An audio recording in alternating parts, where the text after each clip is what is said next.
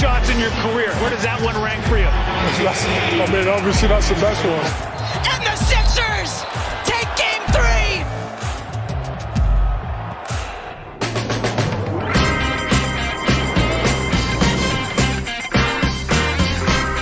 He is JaLen Rose. I'm David What up, Jacoby. though? We are JaLen and Jacoby. What is it that we do? We get the people.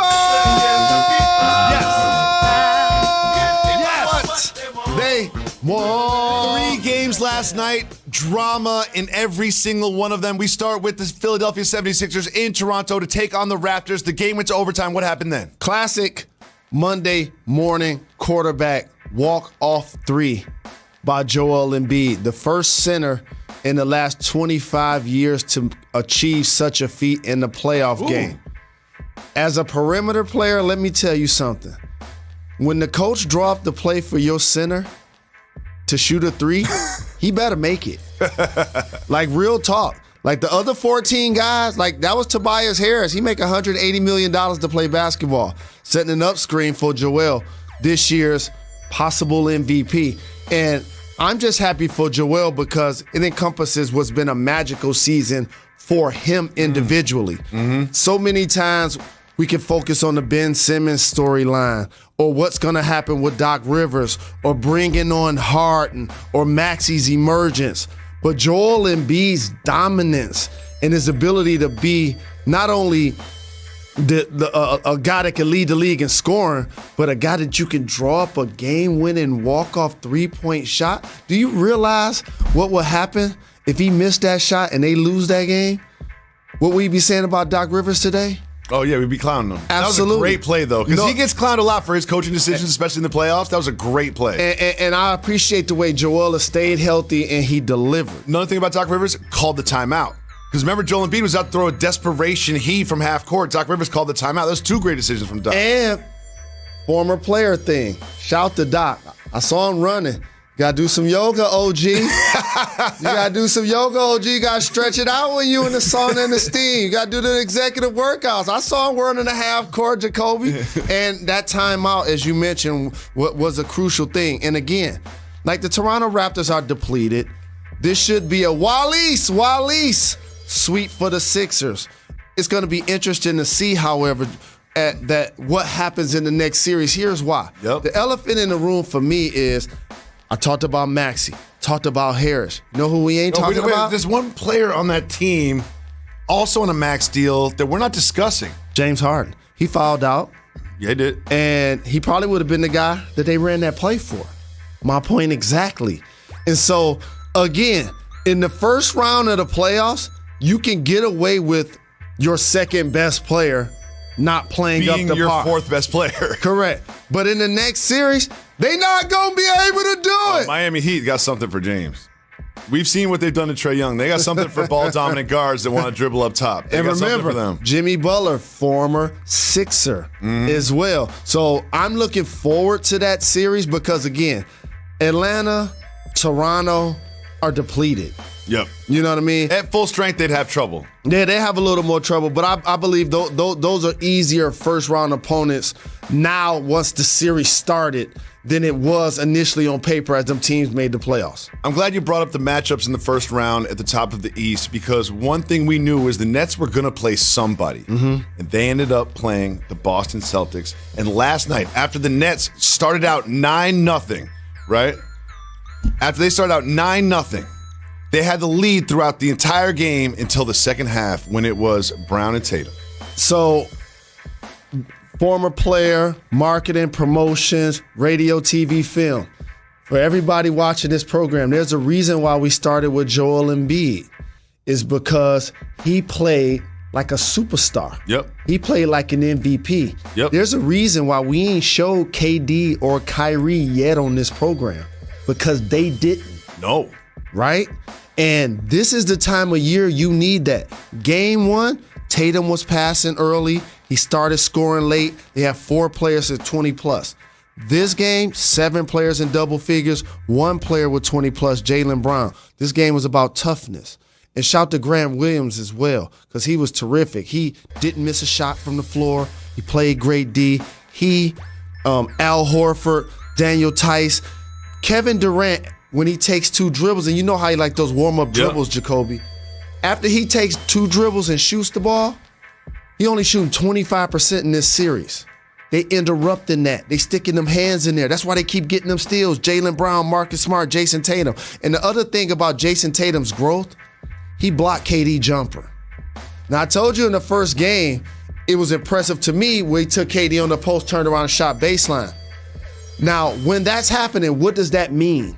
That means that they're taking KD's legs away.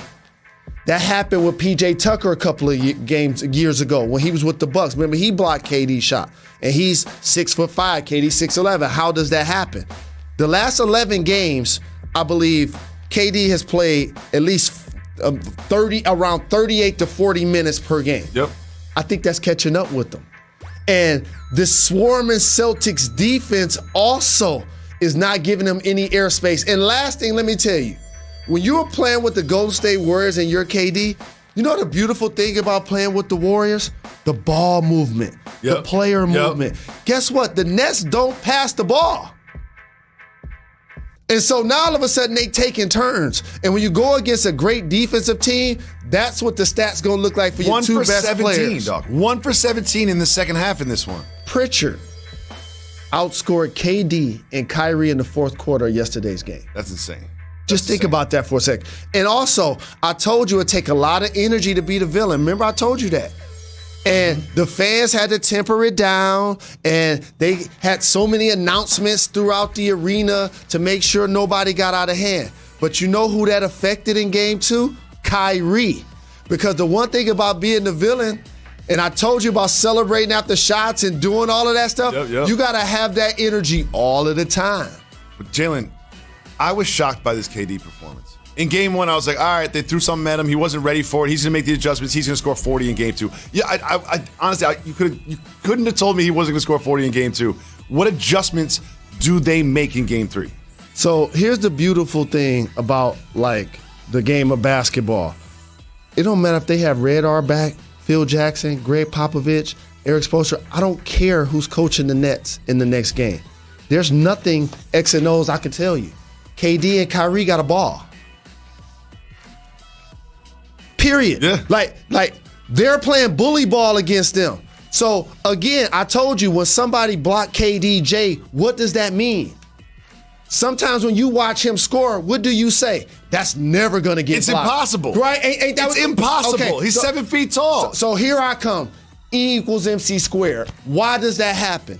Because they're taking his legs away. The last 11 games, his volume of minutes have been high. The Celtics have been the best defensive team since January 1st. Marcus Smart is Defensive Player of the Year in the NBA. JaLen, that brings us to one of our signature segments, Soft Move or Boss Move.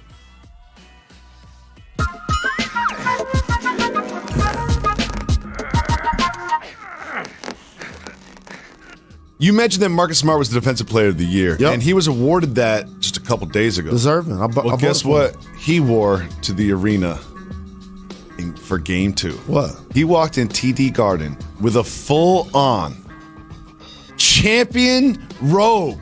Defensive Player of the Year, Celtics, green and black, JaLen Rose.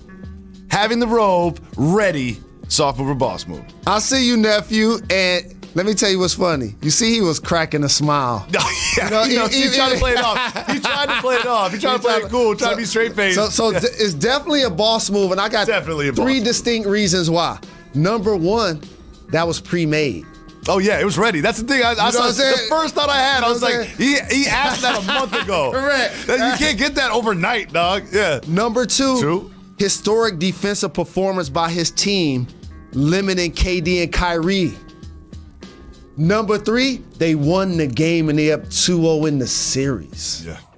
Boss move. Boss move for sure. JaLen, somewhat surprising the Celtics are up 2-0, but nothing is more surprising than this series between the Bulls and the Bucks, and it was the Bulls who leveled it at 1-1 behind the work of DeMar DeRozan. Prolific score. And the one thing about the Bulls is they've been the best team that's played the worst versus the elite competition in the league. Yep. And so it wasn't a surprise they lost game one.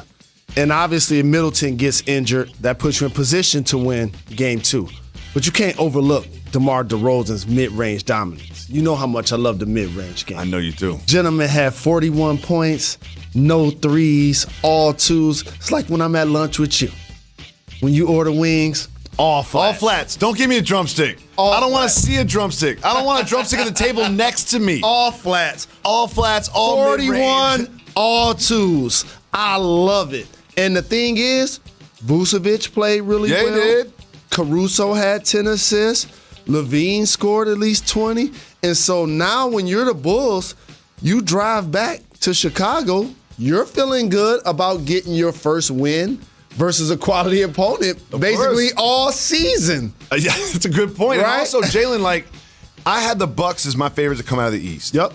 Chris Middleton goes down, sprained MCL. I don't know how long he will be out, but remember Game 1 was kind of close between these two. Game 2, the Bucks win. How impactful will this injury be, not just on this series, but on the Bucks run? Well, if he's going to miss a series of weeks, then obviously that's going to affect the next playoff series. Mm-hmm. But if you watch that play, it's a freak injury. But here's what I can't overlook.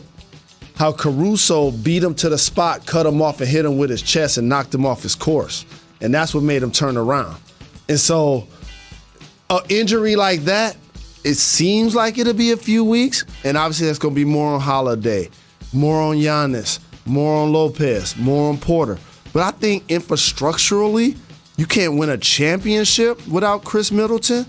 But you can win a few games. Mm-hmm. You can win a few games. And I think they'll still win this series.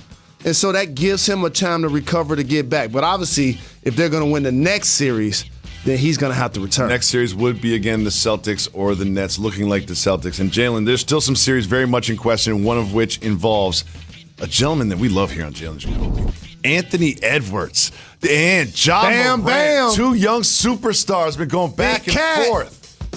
Can't wait for this one. Can't wait to break it down. Holla. We'll be back right after this.